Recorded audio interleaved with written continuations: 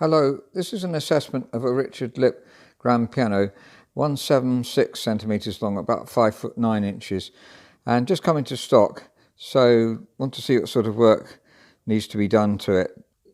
Zeroing in on the logo of Lipp, that's the more modern logo. There's an old Gothic style one. That's very tasteful. Both Lipp uprights and grands are well respected and favourite pianos in the trade, really. And this is still the old style music stand here. The pedals are really low, just like a Bechstein was mentioned before. That means you can raise up the legs with caster cups if you're a tall person, and that gives you probably an inch more leg room, which is very significant. Now that's encouraging, and the pedals won't then be too high. As on a lot of grands, the pedals are too high to be able to do that. Going up to the keys here, then there are ivories, and they're all there. Some have been replaced in the centre, as you can see. If ivories come off and are stuck back on in the centre, that's a sign that it's been played quite a lot at some stage. And slightly yellowing as well. This is another trademark of Lipp, this beautifully styled sides of the music stand. This is sort of more common style with it rounded. This is a Bechstein. And the Yamaha here is again sort of more squared off, really, slightly rounded on the side there.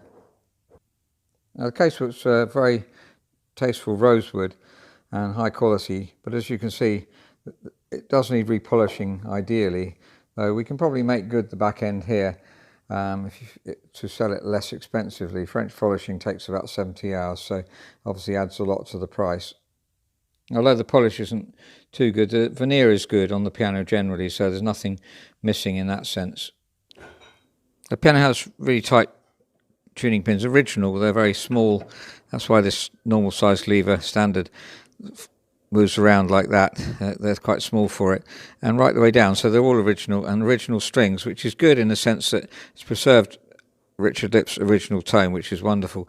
It's beginning to get a bit, as we call, tubby in the bass here. And now I've turned a couple of these, and I want to see if you can hear which ones, because turning the strings brings back the tone. So two of these four are turned.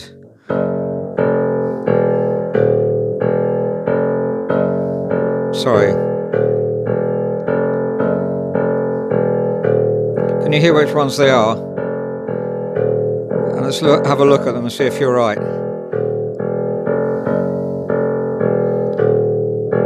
Now they've been turned, one turn in a clockwise direction, the direction of the winding, and that just brings them back to life. That's a common thing to do in the trade. Of course, you could restring it, but then you lose the original tone of the Lipp strings, which is unique, really.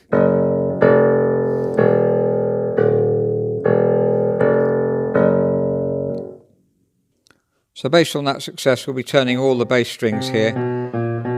Of course, the treble strings don't really lose their tone very much at all. It's just the bass section.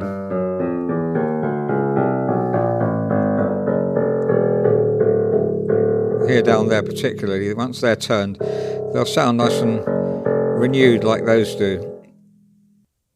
The one feature of this piano is very, very light action. So it makes it very fluid to play. A lot of people like a light action. In fact, I had a Richard Lipp for about 7 or 8 years in my house with a similar light action. This is only 32 grams, which is very, very light. We talked about weights of actions before. 47 to 49 would be normal action, but if you do want a light action, and of course very old pianos had a very light action, so it's got heavier over the years. You can see that's going down so that's about 30 grams probably, and they're all roughly the same, between about 30 and 33, I would say, and the sharps are the same, so very light action indeed, and we'll have a look at why that might be. The one feature of Lipp's, the screw here for holding the cheeks on doesn't fall out. I just want to point out these things because Lipp's are so well constructed, and if you're in the trade you'll be able to vouch for that you can lift off the whole thing, and these dovetail joints here fit perfectly. There's very, very few, if any, manufacturers that have such good jointing. I think that's not very important, but it's great, an indicator of how Lipp's thinking about the technician, and many aspects to the piano the technician will tell you is really excellent. Now looking at the lip action, it is a different construction from the standard action, which I want to show you to compare it with. This lever is very different. See, the spring is on the top of it, makes it very easy to adjust. We'll have a look at standard action to compare it now. This is a new euphoric grand which we're just perfecting, and this is the standard lever on the action here, which you have on most modern pianos, or nearly all modern pianos. So Lipp had their own ideas, and they're very, very good in many respects. Now this, if you want to adjust it, you had to pull the spring out from underneath. So we'll compare that with the Lipp again. And this one has a spring on the top, so you just pull the spring out, bend it, put it back in, and then hopefully you get the right tension. It's much easier. There we are, just lifting up nice and smoothly. That's checking a bit low down. Should be checking about halfway up the check, really. Let's have a look at it checking again. There we are. Just so I say about a third of the way down. 5/8 of an inch from the string is the usual measurement given, but really pianos vary slightly anyway. That would be about correct, and it's a nice new check there as well. So back to why it's lighter. I don't have all the answers, and I'd love some technicians to comment on this, because Lipp actions do tend to go light with use and with age. The hinges are tight here, though we normally change hammers, shanks and rollers, as we've said many times. This is actually very smooth and doesn't need changing. The hammer's nearly 100% anyway, but it's a light action. Obviously we could weigh it to make it heavier, but I think in this case it's a very fluid piano to play, and I know there are people who want a lighter action, so we'll probably leave that just as it is. Now one thing I'd like to do is to mark the hammers, which we mentioned in recent videos, because the hammers have been worked on, just slightly refaced, and I just want to check that the refacing is correct, because it's really important that the hammer hits all three strings at once. By the way, there's a bit of liquid on these hammers. I don't know if someone's been experimenting. It hasn't affected the tone at all, but obviously we'll be finally voicing it later on anyway. So we're going to mark the hammers then by placing carbon paper and then playing them, and we'll see if the hammers are straight. Now, having marked the hammers, you can see there's clearly some variety. That one there looks as though it's hitting the right hand string before the other two. And one I'm going to show you, because I've tested it, and several of these actually, that's more obvious. That's hitting the right hand one before the left. When you're marking it with carbon, don't mark too strongly, otherwise you might not be able to see this variation so much. But there's another one, right hand string hitting first, and that one there. So we'll just have a listen to those. So this was the hammer that was marked, the string hitting the right hand string first. Now there's the left hand string, and I'm playing gently, and the right hand string, same volume. And you can see the left hand string is hardly making any noise. So that the tone of the piano, the tone of the hammer doesn't really bring out the harmonics properly, and can even create really bad sounds. It's best not to reface the piano at all, rather than we'll leave it like this. And several are like that. Let's try the next one. That's a bit better, but so that's another one. And really very many of them. Let's try refacing this one, just to show you the difference.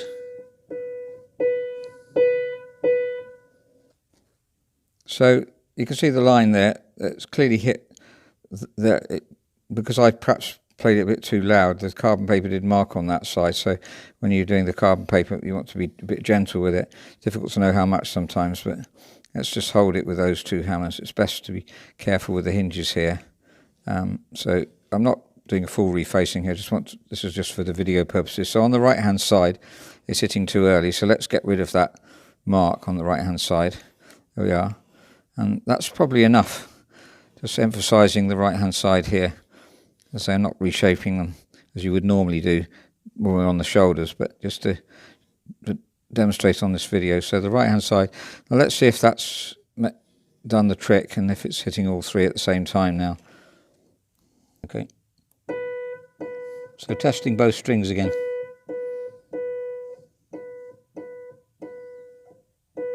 Probably still slightly louder on the right hand side, so have to correct that. And let's listen to it. And the sound is much clearer You may not pick that up on the video, but bringing the harmonics out on all 3 strings equally makes a huge difference. So that's an assessment of a Richard Lipp 5'9" grand piano made in 1909, and really a technician's favourite. Just the way it's been designed seems to have technicians in mind. There's quite a lot of things to do to it to perfect it. As we mentioned, the key dip is also too great at the moment, so there's regulation to do as well. The turning of the bass strings, those 2 have been turned and those 2 haven't, and we'll be turning all of them to bring them back to life really. Sometimes that's better than replacing them because the strings are so well made in the first place.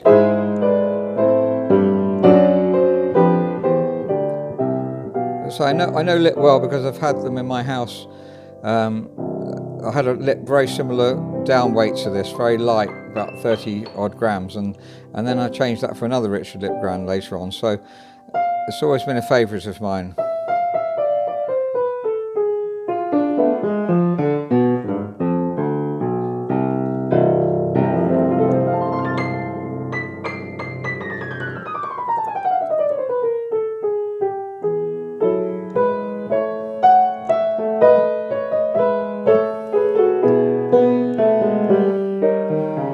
The hammers need refacing, levelling up more than anything else, but the hammers are good.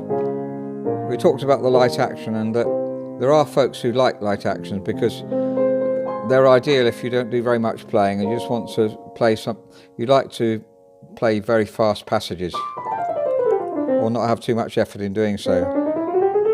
I mentioned before that a concert pianist who comes to Oxford every summer has a light action in his house and has a heavy action when he comes to Oxford to practice, to get used to the concert style pianos. So the tuning pins are really tight and they're originals, and certainly the tuning's almost dead in at the moment. Just very slightly flat on concert.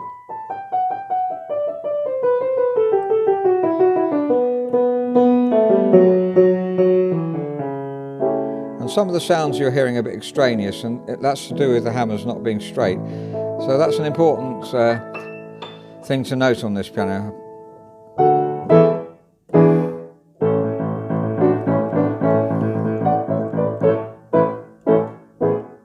Has a very precise, clear tone to it, and the action just very, very smooth and beautiful.